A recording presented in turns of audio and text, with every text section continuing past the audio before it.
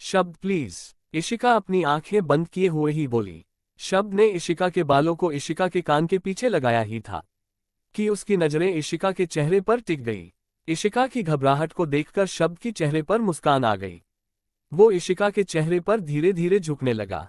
अब आगे शब्द इशिका के चेहरे पर झुक रहा था, जिससे दोनों एक दूसरे के काफी नजदीक आ गए थे।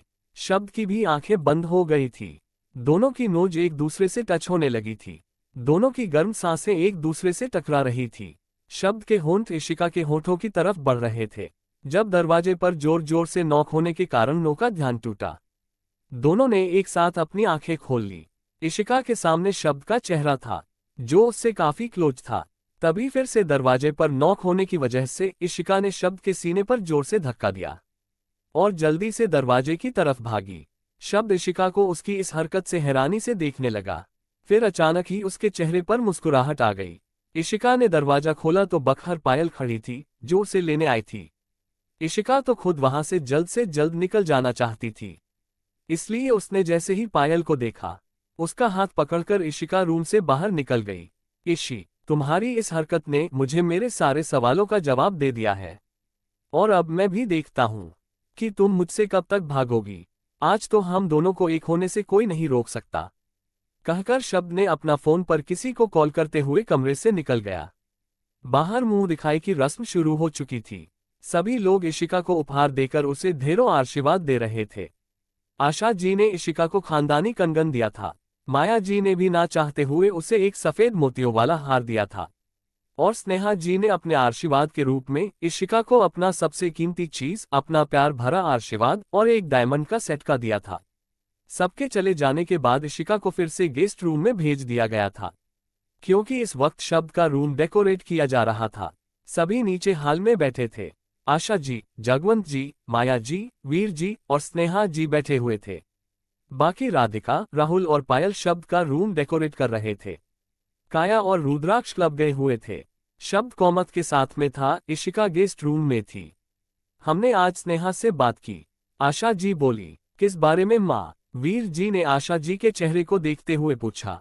राहुल और राधिका के रिश्ते के बारे में, आशा जी स्नेहा की तरफ देखते हुए बोली।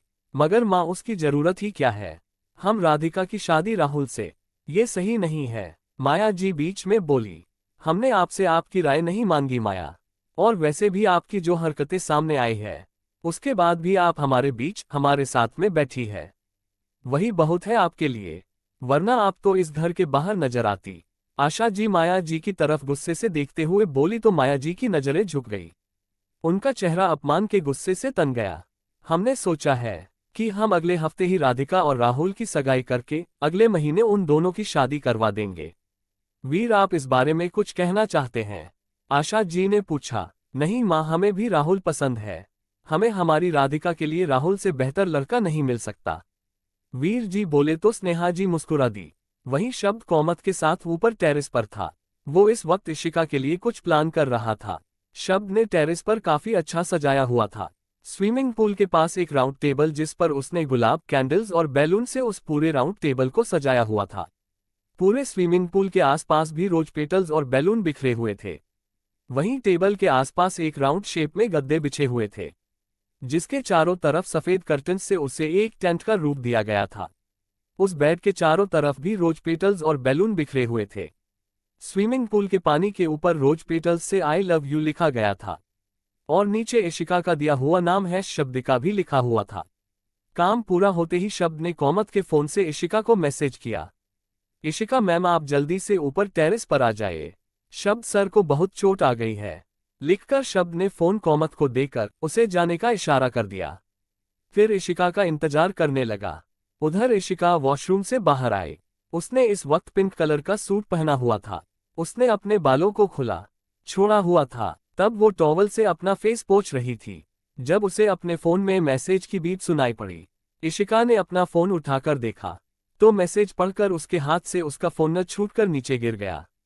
उसे शब्द की चिंता सताने लगी। वो टेरेस की तरफ भागी। उधर शब्द इशिका के आने का बेसब्री से इंतजार कर रहा था। सारी डेकोरेशन को देखते हुए उसके चेहरे पर मुस्कुराहट तैर गई। वो अचानक से ही बोला, बस कुछ पल और, फिर मेरी इशी आज मेरी बाहों में होगी। I am waiting my dear Ishi. 3 2 1 और फिर पूरे टेरेस की लाइट ऑफ हो गई। ठीक उसी वक्त टेरेस का दरवाजा खुला। जब इशिका शब्द का नाम लेते हुए आए, शब्द शब्द शब्द आप ठीक हो, शब्द शब्द। तभी इशिका को अपने आसपास कुछ महसूस हुआ।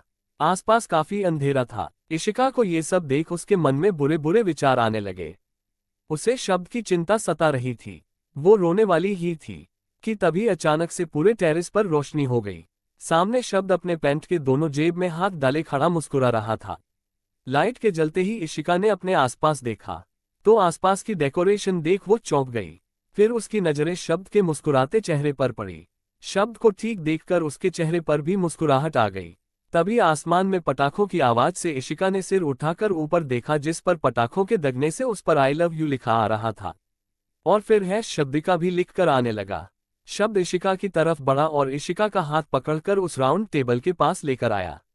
शब्द ने पहले इशिका को बैठाया और खुद भी उसके सामने जाकर बैठ गया। शब्द की नजरें इशिका के चेहरे पर जमी हुई थी। इशिका भी अपने आसपास की डेकोरेशन को ही देख रही थी।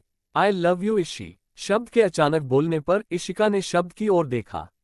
इशी, मुझे तुमसे प्यार पूरे 4 सालों से है, शब्द ने कहा तो इशिका चुपचाप शब्द के चेहरे की तरफ हैरानी से देखने लगी। हाँ इशी, मैं तुमसे 4 सालों से प्यार करता हूँ। उस वक्त से जब मैं तुमसे पहली बार एक सुनसान रास्ते पर मिला था, जब तुम कुछ लड़कों से बचकर भाग रही थी, तब मैं भी उस रात उसी सुनसान सड़क पर खड़ा था। तब उस समय मेरी गाड़ी खराब हो गई थी, जिसके लिए मैं वहां रुका था। मैं अपनी गाड़ी ठीक कर गाड़ी में बैठने ही वाला था कि मेरा फोन बज उठा और ठीक उसी वक्त तुम आकर मेरी पीठ से जा लगी, शब्द ने कहा। तब इशिका की आंखें हैरानी से बड़ी हो गई। उसी दिन तो उसकी वो पायल भी खोई थी। कैसे भूल सकती थी वो रात, कैसे भूल सकती थी वो उस शख्स को जिसने उसकी मदद की थी, और उस शख्स को उसने ठीक से थैंक यू भी नहीं कहा था और फिर वहां से छुपकर भाग गई थी। उस वक्त मैं तुम्हारा चेहरा नहीं देख पाया था, लेकिन उन लड़कों को भगाने के बाद मैं जब वापस आया तो मैंने देखा कि तुम जा चुकी थी, लेकिन मुझे उस वक्त तुम्हारी कुछ खास चीज मिली, शब्द ने आगे कहा तो इशिका की आंखें शब्द के चेहरे पर गड़ गई। शब्द उठा और एक तरफ चला गया। फिर जब वापस आया तब उसके हाथ में एक लाल बॉक्स था। शब्द ने वो लाल बॉक्स इशिका की तरफ बढ़ा दिया। इशिका उस लाल बॉक्स को देख रही थी। उसे नहीं पता था कि उस बॉक्स में क्या है। कांपते हाथों से इशिका ने उस लाल बॉक्स को लिया और खोला तो उसकी आंखों से आंसू के एक बूंद लुढ़क आए। उसमें इशिका की वही दोनों खोई हुई पायल थी जो इशिका की मां की थी। इशिका उन पायलों को देख बहुत भावुक हो गई थी। इशिका के आंसू बहने लगे। शब्द आया और उसे अपने गले से लगा लिया। कुछ देर तक शब्द इशिका को संभालता रहा। ये मेरी मां की आखिरी निशानी थी, जिसे मैंने 2 बार खो दिया था। मैं 10 साल की थी जब मुझे पता चला कि मेरी मां मेरी सगी मां नहीं थी। उन्होंने मुझे जन्म नहीं दिया था। एक्चुअली मेरी मां तो कभी मां नहीं बन सकती थी, इसलिए उन्होंने मुझे एक अनाथालय से गोद लिया था। लेकिन मेरी असली मां ना होते हुए भी उन्होंने मुझे कभी पराया नहीं समझा, हमेशा अपने सीने से लगाकर रखी।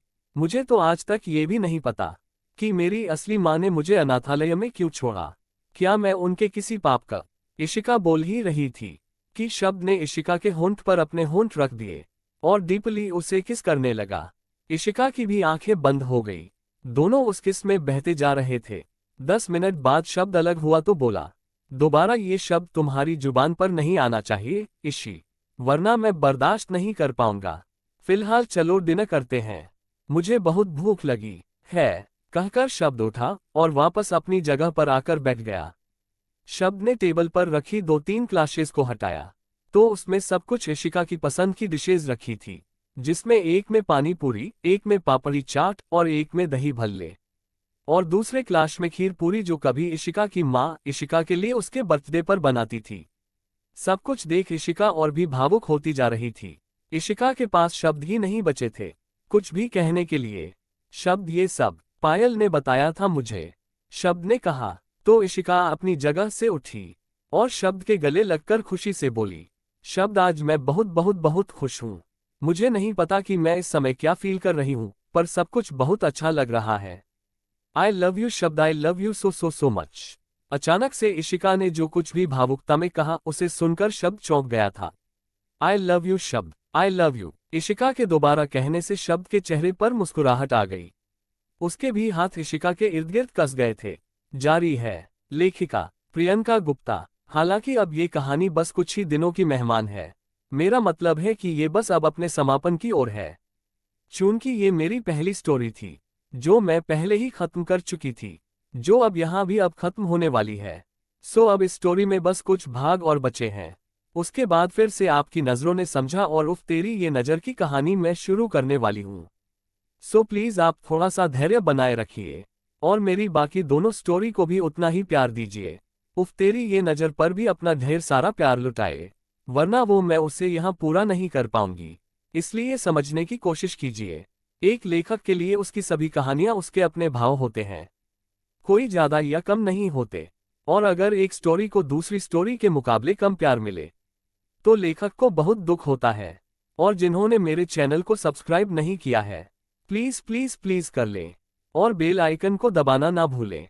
अपना सपोर्ट कीजिए ताकि मुझे भी आगे बढ़ने का मौका मिल सके। आज का भाग आपको कैसा लगा कमेंट करके जरूर बताइएगा। तो मिलते हैं अगले भाग में। और जिन लोगों ने मुझे सब्सक्राइब नहीं किया है, अभी कर लीजिए ताकि आपको मेरी कहानियों के नोटिफिकेशन सबसे पहले मिल सके। Thanks for watching.